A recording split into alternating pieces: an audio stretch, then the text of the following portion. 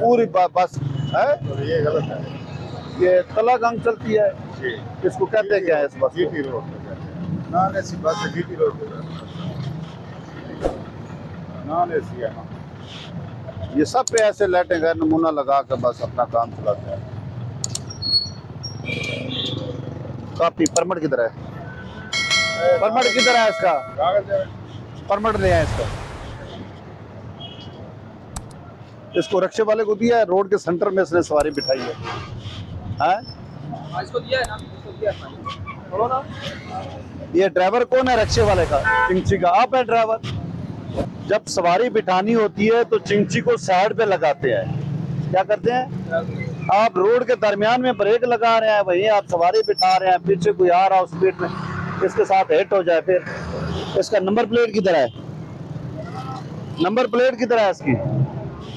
Number लगा हुआ है, प्लेट नहीं है।